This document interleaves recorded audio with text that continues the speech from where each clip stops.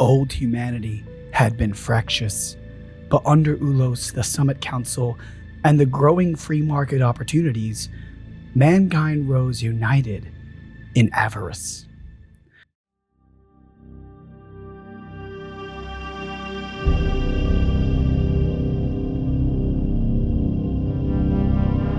Hello, and welcome to Havran.Digital. I'm Seth. This video is in reference to the science fiction universe Project Morningstar, with links in the description down below. This video series is split into different parts because there is so much lore packed into this section. Please check out my previous videos if you're lost and want to catch up on the lore, or you want to catch up on some channel info. Please remember, if you like my content, consider leaving a like to appease the algorithm and subscribe to see more. Let's get into the video. Origins of the Hegemon of 1,000 Empires. United in Avarice is something that really stuck out to me in this History of the Hegemon of 1,000 Empires section of the source book. I myself love history, even if it's a fictional one. At one point, I even wanted to be a historical researcher and got an undergrad in history. So I often get pretty sucked into any kind of lore presented in this format. In this section, we finally get some understanding of who Dunmo Ulos is, what he did, and why he was so important and basically is the corporate messiah of the Hegemon. The book continuously refers to something called fiscal centuries, but it hasn't quite described how they relate to our time. It's safe to assume it's probably just a century with some corpo flashy lingo. But the book says that the Hegemon has been successfully operating for a little over 9 fiscal centuries, which I'm going to assume is around 900 years. So that makes them a fairly young and fledgling empire. Oddly enough, the Hegemon has fairly humble beginnings and relatively benevolent beginnings on a planet called Vinesar. I'm assuming I'm pronouncing that right, I don't know. Vinesar had what seems to be a civil war over resources. So pretty typical. Kind of right on the nose, huh? But after the war ended, a mercantile family rose up known as the Ulos clan. Sounds familiar, right? They started buying up large amounts of land and essentially built affordable housing units called Opti units for veterans of the aforementioned resource war. As with most families with more wealth than my mind can even comprehend, it all started in real estate, which is kind of poetic. I kind of draw that potential parallel here. It seems that's what they're doing with the satire, at least. Reminds me of that movie about McDonald's origins called The Founder, where he's talking to someone and they convince him that he's not in the restaurant business, he's in the real estate business. I don't know if y'all remember that scene. As the Ulos clan became more powerful, a young notable in the family rose up, of course named Dunmo Ulos, aka Corporate Messiah, and he started pouring investments into Vinesar as a whole. He started building, expanding. He started investing at a rapid pace within the Vinesar system. And this moved him from just another nobility class corpo to something else entirely.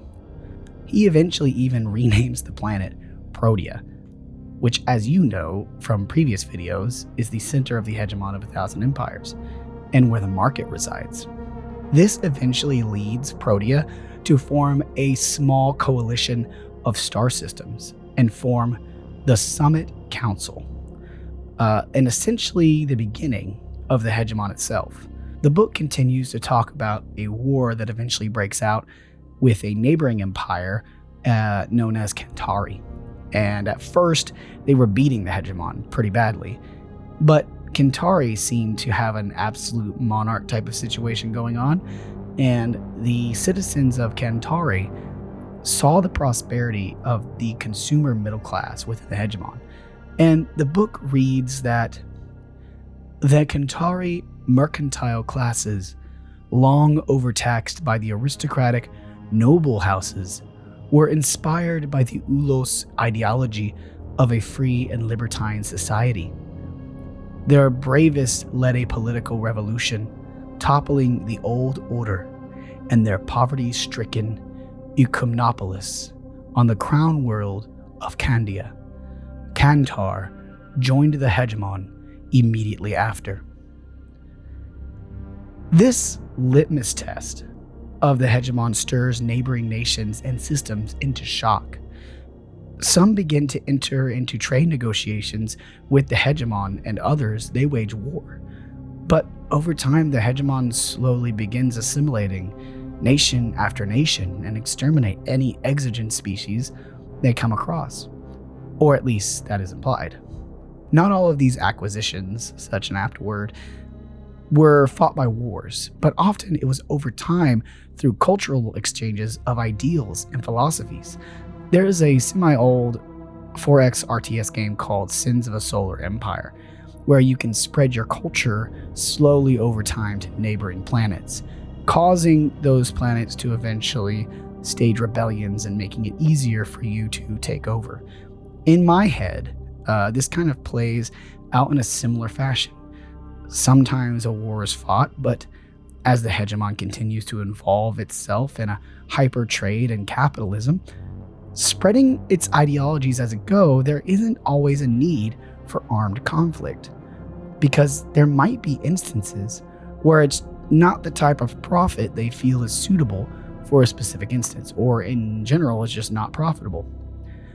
But they make it clear the Hegemon would also not be denied, and would use force at its discretion. With these wars and the expansion of its domain, the Directorate was born as a necessity to protect trade lanes and the borders of a growing empire. And eventually the Exocore systems are created, which I believe are star systems close to Protea. The Executive Core. Planets. The Executive Core systems, or Exocore systems, are dozens of star systems over several hundred parsecs that form the heart of the Hegemon. They are the eldest colonies of the first human civilizations of antiquity. Thusly, they have the largest populations, the most developed cities, and the most distinctive cultures in known space. This section of the book starts going into different systems and or factions within the Exocore of the Hegemon, which is the heart of the Hegemon. Something that the source book likes to point out is that these nations/systems do in fact have their own specific cultures and identities. Laws differ between each nation, and sometimes even wars break out as long as none of this interrupts profit. Of course, each system, as the book puts it, believes in its own preeminence. Now, when it comes to a military, and I know some of you have been wanting to know more about this, each system has its own security forces/armies. And I'm sure they all look, perform, and feel different. But all within the Hegemon feed and send specific quotas to the Directorate, which is a unified military branch of the Hegemon. We still don't get a lot of details about what the Directorate is and how it operates, but the book basically says, no force in known space can match the Directorate's sheer size. And basically, the Directorate protects profit. That's its entire job, which can mean a lot of different things if two star systems decide to go to war with each other. But there is still the flow of profit because of arms suppliers making a buck from the war. The Directorate wouldn't likely get involved. But if one side decided to hurt the other neighboring systems by disrupting profit, well, that's a one-way ticket to getting nuked from orbit. It also seems that the Directorate helps to expand the borders of the Hegemon and, of course, fight any exigent threats that might hurt profit or be profitable, like fighting an exigent race because they have a resource that they need. As long as these systems keep avarice in their hearts and are not exigent or deemed non-human by the Corpo Soci, the Hegemon doesn't involve itself. It's a machine that is so coherently focused on making the line go up. Notable planets within the Exocore. Protea. We've talked a lot about Protea already, but the book gives us some nice extra lore bits regarding the planet. Protea is believed by many to be where humanity is originally from, because in Project Morningstar, humans don't actually know where they're from. They have a bunch of educated hunches, but nothing concrete. But Protea is where the market resides and is referred to as the jewel of the Hegemon, or as the Dawn World. Its local system is governed by the Protean Minarchy, and several planets fall within its jurisdiction. The Foundry World Maclon, Indi Mayan, hope I'm pronouncing that right, and a paradise world called Cicatrice. Again, no idea if I'm pronouncing that right. For all intents and purposes, this is the capital of the Hegemon, this star system. Kantar. We did also mention Kantar before, but there is a piece of lore here that actually expands the Hegemon's role in the downfall of Kantar, which again gives us more insight into what the culture of the Hegemon actually looks like. Basically, the rebellion on Kantari was incited by trade emissaries who convinced the servile populations to revolt against the royalty. That political group is still in power, and the book gives us two interesting tidbits: that Kantari is the wealthiest star system with 80 systems under its rule, and it houses the Armisen Macrocorp there. Trappist. This one feels complicated, extremely complicated. There are some references here that I'm not sure are explained, but I do find them fascinating. Trappist has 7 planets called the Sisters within its system. All are colonized, and it is the most populated system. I'll use the book to describe this and let you decide what it means. Let me know in the comments if I missed context from a previous section in the book. Here, the old faiths remain strong, and the stellarist values of the Hegemon are kept contained to a handful of port cities. Journeys to Trappist is financed by the system's assembly of clerics to those deemed worthy of making the pilgrimage. I guess my confusion is how they are able to exist within the Hegemon with such antithetical ideas being clearly present in the system. I guess as long as they are overall for profit, they can be left alone. There is a note about Trappist being a haven from the debt economy of the Hegemon, so they obviously do not 100% subscribe to its ideologies. Katrath. Once this system was the seat of a mighty empire known as Katrathi Reginium, or the Kingdom. Eventually, it was reduced to ruins by the mighty Barakan elite. Katrath seems like a faded memory kind of system, and there are a few mentions of a few corporations existing within the system, but most notably that it houses on Katrath Prime a Barakan facility which none are even allowed to get near it. They're not even allowed to be in orbit near it. Kind of gives me some Saurdukar vibes from Salusa Secundus in the Dune series. Hatheror. Hatheror is basically a highway, or a central highway for the Hegemon. It has over 100 ley lines and 12 gate wells, which are words that I don't really understand or know, but I know they have to do with how the Hegemon moves faster than light, which has not quite been explained in the book yet. But Hatheror is controlled by Protea so that no macro corporations can maintain a monopoly on it. La Land. No idea if I'm pronouncing that right. There doesn't seem to be a lot of info on the land other than it's basically 3 planets dedicated to food production, because they are the most ideal planets for such a thing. There is also mention of Bursering Multistellar, which has some kind of seed that they, of course, have patented. Chetty. Arguably the darkest planet mentioned in this section. Darkest in lore, right? Chetty had a civilization of humans that were experimenting with forced evolution on humans and exogens. And when the Directorate and the Hegemon arrived, they quarantined it immediately and immediately pacified this region and isolate the exogen and human populations. I guess they determined that they were way too far gone. But now it's a nice summer retreat with nature reserve where consumers can hunt exogen for sport. Wow, that's a sentence. And it even gets weirder.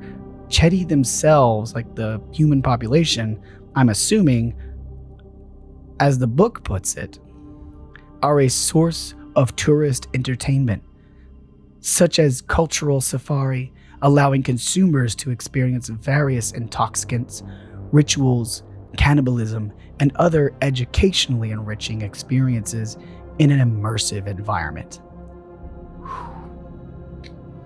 Wow, that is crazy dark, and I kind of love it. I love how grim it is. Some peak science fiction right there. Azakra. I think Azakra is important lore-wise for one specific reason. It gives kind of an upper limit to what the Hegemon will tolerate when it comes to near human. Obviously, they are a branch of humanity that is a little far removed from the tree, but are deemed acceptable by the Corpo Soci because they industrialized and formed corporations, and basically proved, as the book puts it, could experience proper avarice. I don't know if there is artwork for these near humans, but I would love to see some. Arctur. From the description, it sounds like a fantastic backdrop for something cinematic to happen in the universe. I can just picture the planet itself just by the descriptions in the book. It consists of one world called Tormand, and all the population of Tormand resides in the polar cities. It also makes a tons of luxury goods thanks to some anomalous radiation patterns, which I have no idea what that means, but it sounds interesting. And the Arca system also contains a sea of dark matter known as the Sea of Now. I don't even know if I'm pronouncing that right. It sounds right. And a lot of mining corporations like to exploit that. Super interesting system. Feels like there's a lot of storytelling richness that can happen here. Alca and Elmora. This binary star system has hundreds of terrestrial planets, thousands of moons and asteroids, and 23 gas giants. That's a crazy amount of orbiting bodies. And apparently crammed in there is 20 different nations within the Hegemon. And it is headquarters to 6 different macro corporations. The book points out that one of these macro corporations is Milebrook, formerly known as Five Hands Panceuticals. Jove. So I'm not certain if this is referring to Jupiter, because when we say Jove in our context, and Jovian, as the book calls it, we in the modern context are referring to the gas giant in our solar system. So it's interesting to see if maybe this is Jupiter, and if so, why is Earth not mentioned, and or how does that fall and tie into the lore? Pretty fascinating tidbit here, but people believe the star here was artificially influenced several thousands of years ago by early human scientists. 2 different macro corporations reside here, Yin Demarchy and Yintosh Innovation. Super interesting lore here, and curious to see, is this in fact the Sol system, or if it's just a name they put on it? Nen Hasen. Last but not least, a super interesting addition to this list of important exocore planets. Apparently this red dwarf system doesn't have habitable planets. In fact, the 4 planets that are there are barren worlds. So why is it important? Well, that's because it houses an artificial planet, or as the book puts it, a spherical megastructure. This has caused several corporations to restore sections of it and colonize parts of this megastructure. But it's shattered and is clearly abandoned by someone, and no one knows who built it. But us humans, we're definitely going to try to live in it. Thank you so much for watching, and remember to go check out Project Morningstar. Links in the comments below. If you like my channel, please consider leaving a like. It helps me with the algorithm. And if you want to support me, consider becoming a YouTube member or a Patreon member with a link down below. Let me know in the comments what you find interesting about the planets in Project Morningstar. If you had to build a tabletop army, which planet would yours hail from? What did I miss, and what should I look into on upcoming videos? As you can see, I've got a little bit different setup. I decided to not be lazy and pull out my actual camera equipment. Since there was a comment about my face, I decided to make it look prettier. Thank you so much for watching, and I'll see you in the next one.